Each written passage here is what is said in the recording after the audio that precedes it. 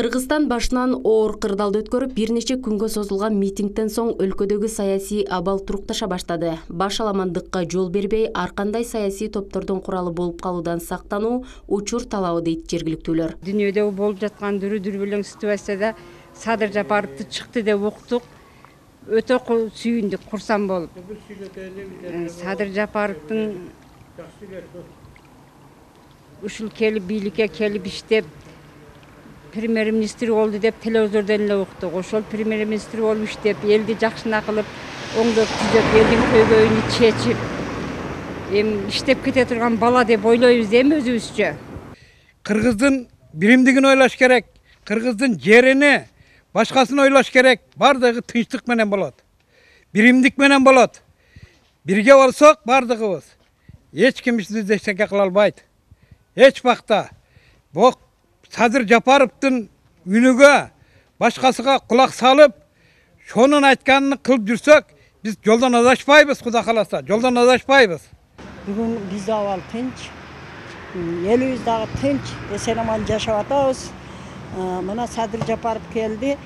Бул кишинин келгени элдин сыймыгы, элдин тынчылыгы, биримдиги деп ойлойбуз.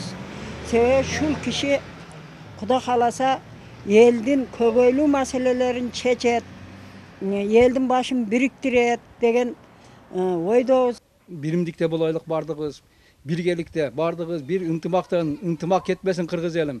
Ар кандай күчтөр жүрүшү мүмкүн мындай учурда, ар кандай провокациялар болушу мүмкүн.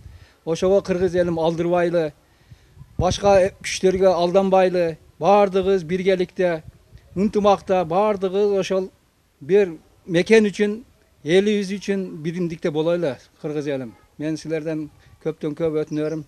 Ар кандай провокацияларга, ар кандай нерселерге алдырбаңыздар. Учурда коронавирусту жугузуп алгандардын саны өсүп, эпид кырдаал кооптуу бойдон калууда. Алдыда кыш жакындап, даярдык көрүү иштери турат. Мындай учурда өлкөнүн тынчтыгы, жарандардын өз ара ынтымагы маанилүү. Өлкө келечеги болгон жаштар да мындай пикирди колдоодо. Азыркы кырдаалга байланыштуу менин жеке көз карашым, азыркы кырдаалга ошо жогорку жактагылар кандай чечим чыгарса, ошого баш ийишибиз керек. Анан Садыр Жапаровдун азыркы легитимдүү ушул жасап аткан иштерине баш ийишибиз керек. Анан бизге, биз жаштарга только тынчтык жолу менен чечилип, бизге тынч жашоо керек ошол.